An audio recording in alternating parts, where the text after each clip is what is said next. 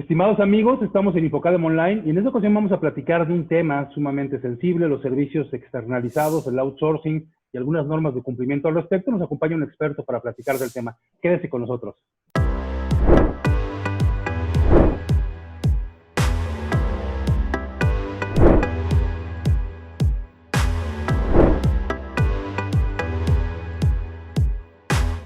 Muy bien, estimados amigos, pues estamos aquí en este programa en donde vamos a hablar de temas fiscales, de temas laborales, particularmente el día de hoy. Nos acompañan, como siempre, en nuestro panel de expertos, la contadora Sandra Cuevas, el maestro Felipe Dionisio, y en esta ocasión tenemos un invitado muy especial, es un experto en todo el tema de la seguridad social en el ámbito laboral, es contador público, tiene estudios de derecho, y anda en toda la República impartiendo cursos, hablando de subcontratación, tiene por ahí unos blogs muy famosos, El Nido de la Seguridad Social. Nos acompaña con nosotros el contador Gabriel Aranda Zamaconda. Gabriel, muchas gracias por acompañarnos. Gracias, doctor. Muy buenas tardes. Buenas tardes, buenos días, como sea. Espero que se encuentren muy bien todos. Vamos a platicar el día de hoy de estos temas. Ok, ya no sabemos ni a qué horas andamos, ni a qué hora aparecemos, porque Exacto. bueno, es una de las cuestiones de la tecnología. Y precisamente hoy hablando de tecnología, de este resguardo domiciliario que prácticamente estamos viviendo todos desde hace un par de meses, habrá quien tiene un poco más incluso, se ha puesto en la palestra a los servicios de subcontratación porque normalmente se le culpa de todo. Antes de que ocurriera esto ya se le culpaba de la falta de empleos bien remunerados, se le culpaba incluso de ese ir y venir de los trabajadores de una empresa a otra, y la realidad es que hay empresas de subcontratación, no solamente en México, sino que en todo el mundo, que se han apegado a una serie de normas, a una serie de disposiciones, más allá de las disposiciones legales, que permiten que los servicios se presten en mejores condiciones, y precisamente hoy vienes a platicarnos de esto. Así es, precisamente es uno de los temas que estaban en boga, dicho tan es así que llegamos a platicar de forma personal, el doctor y yo, en Tras Bambalinas, llegamos a platicar muchas veces estos temas, sobre todo con la supuesta reforma que se iba a dar el pasado mes de diciembre de 2019, con la reforma en fast track del senador Napoleón Gómez Urrutia, que quería penalizar, por decirlo así, penalizar lo que es el outsourcing. Digo, penalizar, pues ya está en algunas partes por ahí, ¿no? Pero el outsourcing como tal, subcontratación en México, es uno de los temas tal vez más, sí, polémicos, pero también que tenemos que estudiar muy bien, tenemos que estudiar a profundidad. De hecho, no soy promotor de eso, pero el doctor tiene su libro, también en ese caso con su papá, paz descanse. Hizo el doctor Jaime, justamente hizo un libro acerca del outsourcing. En ese libro nos describe justamente todos los bemoles en esa situación.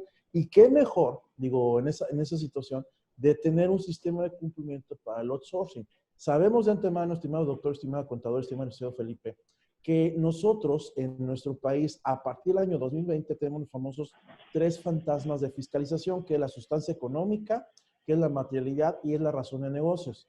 El outsourcing siempre va a ser, en este caso, siempre va a ser el ojo de huracán en estos 3 términos. Entonces, de la mejor forma que podemos sobresalir o podemos salir adelante en materia de outsourcing es cumpliendo con precisamente el sistema de cumplimiento. Pero aquí una parte interesante, doctor, estimados compañeros panelistas, una de las partes interesantes de este sistema de cumplimiento es, si bien es cierto, tienes que acatar lo que son las normas internacionales, en ese caso, las normas ISO, en ese caso, las normas UNE de España y todo eso, sí, tienes que acatar lo que está aquí también en México, sí, pero el outsourcing per se como tal tiene su sistema de cumplimiento porque se lo está demandando las diversas autoridades. Si subcontratas personal, si te llevas a la gente de otro patrón, es porque tú vas a cumplir con esas labores como tal. Desde ahí surge entonces el sistema de cumplimiento como tal. Sabemos de antemano, desde el año 2016, uno de los primeros sistemas de cumplimiento surgió ese famoso lavado de dinero, con la ley que precisamente regula esta situación. Y ahí salió el primer compliance, lo que conocemos compliance, que es el sistema de cumplimiento, y el primer oficial de cumplimiento que existió, que es en materia de lavado de dinero. Entonces, esa es una parte interesante, doctor, estimados compañeros panelistas, que muchas veces no tomamos en cuenta. Que el outsourcing, si voy a entrarles porque sé de qué se trata. El outsourcing es como tal un sistema de cumplimiento metido en varios sistemas de cumplimiento. Es un engrane, pues, que tiene a su vez pequeños engranes que tienes que cumplir con todos, ¿no, doctor? Así es, y yo he sostenido que cuando hablamos de outsourcing y lo vinculamos de forma total con subcontratación, me parece que estamos cometiendo un error, Porque como outsourcing, externalización de servicios, efectivamente hay una norma ISO, la de las 37.400 me parece, en donde se refiere expresamente a cómo se deben externalizar los servicios, hay una serie de patrones de cumplimiento que debieran apegarse, pero hablar de subcontratación es un tema muy particular porque involucra relaciones laborales, que no existen en otro tipo de esquemas de outsourcing. Sin embargo, efectivamente, entrar a este tipo de servicios implicaría en primera instancia definir un esquema de gestión de riesgos, porque hay riesgos en este evento, particularmente los tres que tú mencionabas, pero además hoy la delincuencia organizada que pudiera estar vinculada al concepto, se habla de un estrecho vínculo que existe entre la subcontratación y la venta de facturas. Entonces, entrar a la subcontratación implica en primera instancia conocer con quién vamos a vincularnos. Creo que es un tema que además, bueno, tienes toda la razón, pero es un tema que falta explorar. Efectivamente, el compliance de subcontratación está dentro de un compliance más grande que es el laboral, que está dentro de un compliance más grande que es el legal, y habría que conocer los términos, porque además no es que esté de moda, no es que se esté hablando en todo el mundo de ellos, sino que bueno, efectivamente es una cosa que tenemos que hacer. Entonces, hay muchos temas, Gabriel, y a mí me parece que comenzamos tocando puntos muy sensibles, aspectos muy importantes. Vamos a hacer nuestro primer corte, pues desafortunadamente el tiempo lo tenemos acotado por los espacios de la televisión. Vamos a hacer nuestro primer corte y regresamos para seguir hablando de la normatividad y de cumplimiento en materia de subcontratación, en materia de outsourcing. Quédense con nosotros, se va a poner muy interesante. No te vayas, en un momento regresamos a Infocadem Online.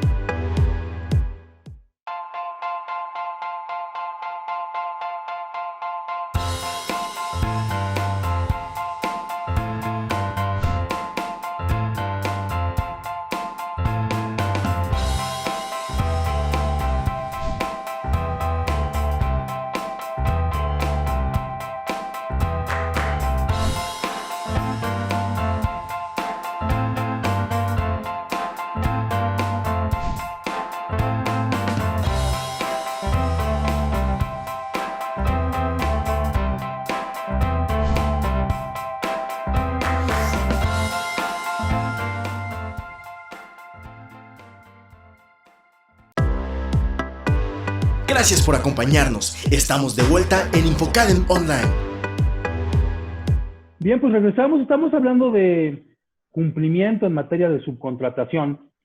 Nos comentaba el maestro Gabriel Aranda que bueno, la subcontratación tiene que valorar muchas cosas antes de implementarse en una empresa. Es una posibilidad que nos acerca múltiples beneficios, pero también muchos riesgos. Antes de continuar, Sandra, me gustaría que hicieras alguna aportación.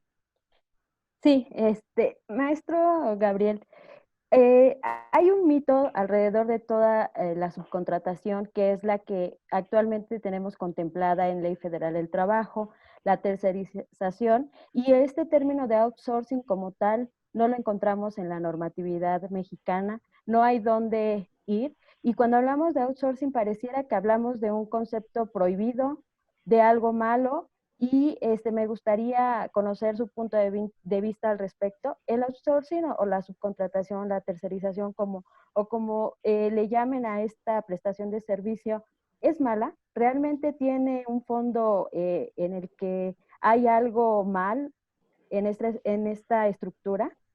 Esa es una parte muy interesante, Sandra, justamente que tenemos que analizar muy bien. Usted lo dijo bien, el outsourcing tiene fondo, desde ahí tenemos que verlo. Si un outsourcing tiene fondos, porque estamos cumpliendo con todo, así de simple. No podemos cumplir con el Seguro Social, no podemos cumplir con el SAT, no podemos cumplir con la medida de inteligencia financiera, etcétera. Tenemos que cumplir con el fondo de todo, es decir, desde la contratación, ¿qué tengo por aquí? Comentaba hace rato el doctor acerca de un sistema de riesgos. Desde el sistema de riesgos, desde que te tengo que investigar, posiblemente, porque depende del puesto que tenga, tengo que investigar, te un estudio socioeconómico, todo eso. En cambio, el outsourcing que se conoce como malo, que es el que ha creado la mala fama de la subcontratación en México, es aquel que te vende una factura, es aquel que te doy de alta hoy en el Seguro Social, se le mando la alta al cliente y mañana te doy de baja en el Seguro Social. Cuando tú como trabajador vas a atenderte a alguna clínica por el Seguro Social, por alguna enfermedad, no estás dado de alta. Entonces, realmente ese outsourcing que podemos llamarle vulgarmente por patito, que se ha quedado mala la fama al outsourcing como tal. Muchas veces las empresas abundan, literal, y a mí me ha tocado, por la misma experiencia me ha tocado, trabajar en empresas outsourcing así, Patito, que a la semana, ¿sabes qué? Aquí está mi renuncia, ¿sabes qué? Ahí nos vemos. ¿Por qué? Porque no, ni siquiera tienen para pagar la nómina al trabajador. O sea, ¿cómo es posible que no tengas el dinero suficiente para pagar un salario y te dedicas a, en este caso, a ofrecer un servicio de outsourcing? Si más nos vamos por allá, en este caso, mucho más para el tema ya logístico, que es todo el sistema de cumplimiento en materia normativa, bueno, ¿qué decir de las PC1 en materia de seguro social, etcétera, ¿no? Entonces, realmente el outsourcing no es malo, simplemente gracias a algunos se le ha hecho la mala fama que tenemos hasta el día de hoy. Y esto, así como la política, se ha polarizado a tal grado que si tú te metes en Twitter, en este caso, te metes en redes sociales, tú hablas, en este caso, con ciertos seguidores políticos, hablas de outsourcing y haz de cuenta que le haces un puyazo a un toro, ¿no? ¿Por qué? Porque se alborotan y dicen, no, el outsourcing es malo, no sé qué. Y hacen y le dan razón a personajes un poquito cerrados que no tienen tanta visión de lo que es la materia legislativa, como fue en su momento la propuesta, y sigue estando porque sigue presente la propuesta del senador, en este caso, Napoleón Gómez Urrutia, que sí fue muy cerrado de que si haces outsourcing mal o si no me cumples con el outsourcing, te vas a la cárcel, ¿no?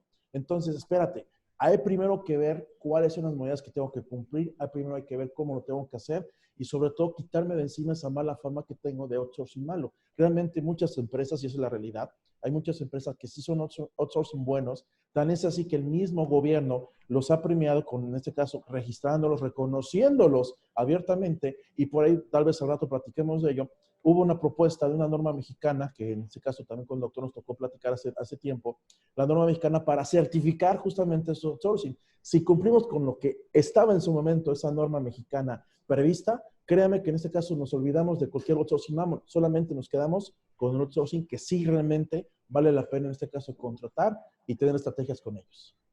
Así es. Entonces, Adelante. esta, que me imagino que ahí compartimos el punto de vista, la idea es que exista una norma oficial mexicana que regule como tal este sector y no las propuestas como las han hecho hasta el momento, donde dejan ver el poco conocimiento, ¿no?, al respecto, porque de repente estas propuestas se hacen abusivas, los fundamentos realmente no son fundamentos con bases sólidas, entonces, lejos, creo yo, de incluso, como lo han declarado, querer desaparecer el outsourcing, dejarían abierta la puerta a que estos excesos continúen, ¿no? Si no hay algo que regule como tal el servicio de subcontratación.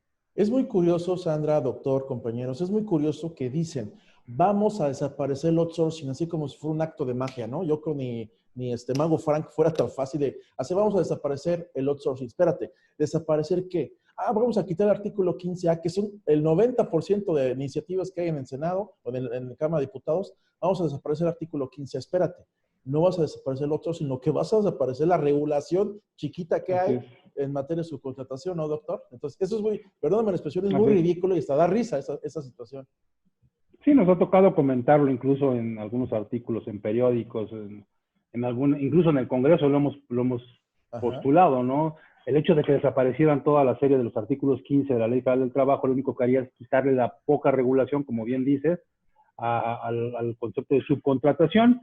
Y yo insisto en que hay una separación importante entre lo que es subcontratación y lo que es outsourcing en general. Outsourcing podría ser incluso los servicios que prestamos como contadores o como abogados a una empresa, eso es outsourcing, externalizar fuentes de recursos. Lo que hace una armadora, lo que hace una mensajería es outsourcing, pero no es subcontratación. Y entonces, cuando empezamos a confundir los términos, sí tenemos problemas. Pero la industria de la subcontratación, que además es muy grande en México, se ha mezclado con estos esquemas de outsourcing o esquemas de sustitución patronal abusivos que se les ha denominado, y eso es lo que está generando una mala percepción del medio. Y eso es lo que tienen entendido los que presuntamente quieren ayudar a los trabajadores. Desapareciendo la subcontratación, quieren ayudarles en algo que yo creo que no les van a ayudar, porque además simplifica el empleo, y estarás de acuerdo en eso, Gabriel. Y vamos Totalmente. vamos a hacer un corte, vamos también a retomar una pregunta que quiere hacer Felipe, pero vamos a platicar de la norma mexicana, porque precisamente por ahí estuvimos involucrados, Gabriel y yo, por aquel lejano 2016, cuando se congeló la norma. Así que vamos a hacer un corte y regresamos para seguir hablando de subcontratación y la norma mexicana. Quédese con nosotros, estamos platicando de subcontratación, de outsourcing y de la regulación y el cumplimiento que debe rodear al concepto. No te vayas, en un momento regresamos a Infocadem Online.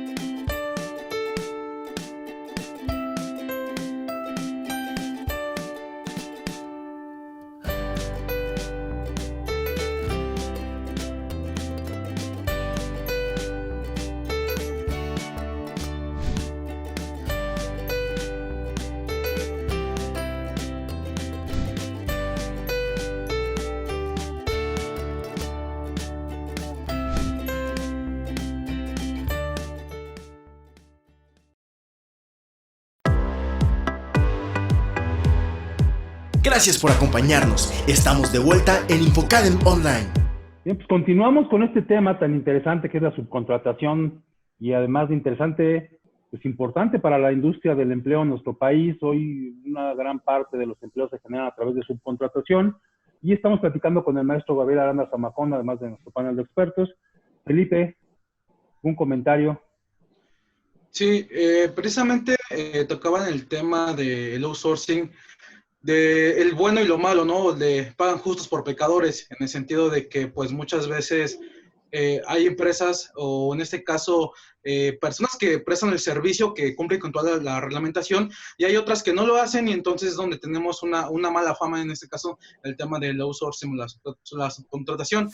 Pero no obstante ello, creo que hasta cierto punto esta circunstancia sigue y va a seguir existiendo. ¿A qué me refiero? En el medio hay muchas veces, o más bien todavía se encuentra incluso, a personas que prestan ese tipo de servicios y el cliente, o más bien quien contrata los servicios, está casado con esa idea de que en su momento les ofrecieron una magia ahí fiscal, y una magia en la que les permitía tener una reducción propiamente de los costos para implementar ese tipo de servicios. Y nos ha tocado incluso a nosotros ver muchas empresas que incluso se crean para ese fin específico, están 1, 2, 3 meses, las dejan morir y aparece una nueva. Aquí el punto es, yo sé que cumple con todas sus obligaciones, las va a cumplir.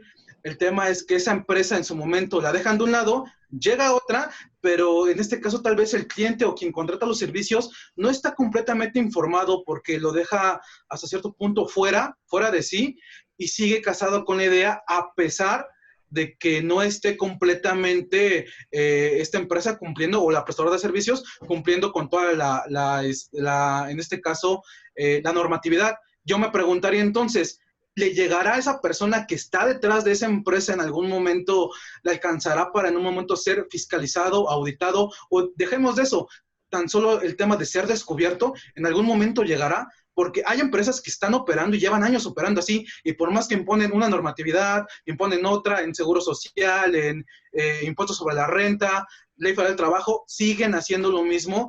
Y aquí lo más preocupante sería en este caso para el cliente, ¿no? Para quien contrata el servicio. Más allá de esa persona, a lo mejor nunca la vamos a conocer y siempre va a operar detrás, en este caso, de este tipo de empresas. Sí, es muy importante lo que comenta el licenciado, en este caso Felipe, sobre todo pensando un poquito más en la teoría de lo penal, ¿no? ¿Cómo calificas la conducta antijurídica aquí? ¿O quién es el culpable como tal? Si bien es cierto, y eso lo sabrá en este caso también el doctor, el Código Nacional de Procedimientos Penales, el 421, nos habla justamente de la responsabilidad penal para todas las personas morales. Y el famoso velo corporativo, que sí esto, que es el otro. Sí, sí bien es cierto. Pero como bien comenta Felipe, si estamos en un asunto muy fuerte, donde detrás de uno hay otro y hay otro, jamás vamos a llegar a la fuente, en este caso, que fue el autor intelectual de esta situación. Entonces, sí es un tema un poquito peligroso. Digo, peligroso porque realmente el que está en juego en esto son los derechos laborales de los trabajadores. Entonces, puede ser que yo esté trabajando, yo soy un inocente, supongamos una empresa de seguridad privada. Yo soy un simple guardia de seguridad que apenas tengo 25 años, no tengo más que este empleo, tengo 2 hijos, etcétera, y de repente me quedo sin trabajo porque la empresa donde yo estaba trabajando resulta ser que aparece, le cogen las cuentas a la unidad de inteligencia financiera, ¿no? Entonces, en lo que se averigua, pues yo cómo quedo, ¿no? ¿Quién va a pagar mi salario? ¿Quién va a pagar en este caso mis prestaciones en caso de para mis hijos? ¿Quién les va a dar de comer a mis hijos en este caso, ¿no? Entonces, sí es un tema bastante peligroso, estimado Felipe. Creo que es para dar para mucho en esta situación, ¿no? Sí, y bueno, hay múltiples consecuencias de aceptar esta responsabilidad de hacer una subcontratación indebida, un outsourcing fraudulento, porque hoy hay riesgos penales, están plenamente identificados ya en el Código Nacional de Procedimientos Penales, en el Código Penal Federal, en la Ley de Extinción de Dominio. O sea, hubo una modificación importante que ya considera como delitos de delincuencia organizada este tipo de eventos y pueden ser sancionables, más allá de que la reforma laboral, que era excesiva, no se haya aprobado aún, y yo creo que no se va a aprobar. Pero bueno, había por ahí una regulación que comentaba Sandra en el primer corte, en el segundo, una norma mexicana, Gabriel, que no se aprobó, se quedó congelada. Por ahí tú me hiciste favor de presentármela en 2016 cuando acaba de salir, porque bueno, una de las dotes que tiene mi estimado Gabriel es hacer buena labor de investigación, o obtener documentos oficiales antes que los demás, y bueno, en función de ello, pues me proporcionó la norma que tuvimos a bien estudiar, nos invitaron al comité de la norma. ¿De qué se trata la norma y qué tanto nos serviría en el contexto actual? En este momento ya está un poquito rebasada la norma. ¿A qué me refiero? En el año 2016 nos decían que tú como outsourcing podías tener en este caso diversos puntos. De hecho, podría decirse que esta norma me describe el compliance del outsourcing perfecto, casi, ¿no? Me decían que todos los outsourcing, incluso, bueno, cabe destacar que este comité que comenta el doctor, era integrado por empresas outsourcing, digamos, clásicas, monstruotes, en este caso, que conocemos mucho, digo, no voy a decir marcas porque todo el mundo conoce las marcas, pero eran esas empresas que eran parte del comité. Esas empresas, a través de la norma, nos hacen referencia que para poder trabajar con un outsourcing, primero tenías que tener tu dictamen en materia de seguro social, obviamente, tu dictamen, que en estos momentos es voluntario para Infonavit, lo tienes que cumplir, tu dictamen en materia fiscal, tu dictamen en materia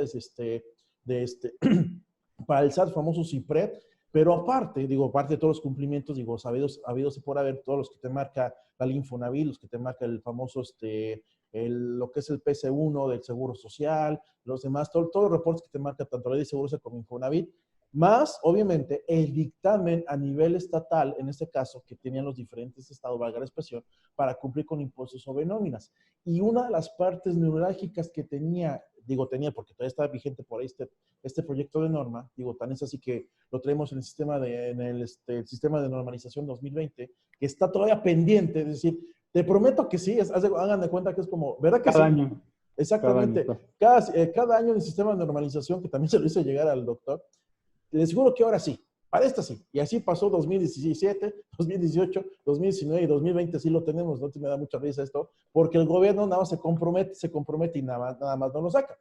Esto, el sistema, en este caso, la norma que quedamos va a ser, en este caso iba a ser una norma mexicana. Recordar que en este caso la Ley Federal de Metrología me describe 2 tipos de normas, las famosas NOMS, Norma Oficial Mexicana, y las famosas NMX. Incluso las de referencia, ¿no? Exactamente, Gabriel, doctor. Desafortunadamente se nos va a terminar el tiempo y no vamos a terminar este tema, así que te voy a comprometer, si no tienes ninguna objeción, a que nos acompañes en otra ocasión para que sigamos platicando de este tema, porque además es muy amplio, tienes muchas cosas que aportarnos y creo que la gente está ávida de conocer en esta época cuándo sí, cuándo no puede implementar esquemas de subcontratación. Te agradezco mucho que nos hayas acompañado el día de hoy y cada vez esta invitación. Gracias a nuestro panel, Sandra, Felipe, muchas gracias. Y gracias a ustedes por acompañarnos. Los esperamos en la próxima emisión de este programa que es para ustedes. Gracias a todos. Por acompañarnos. Gracias a todos. Hasta luego.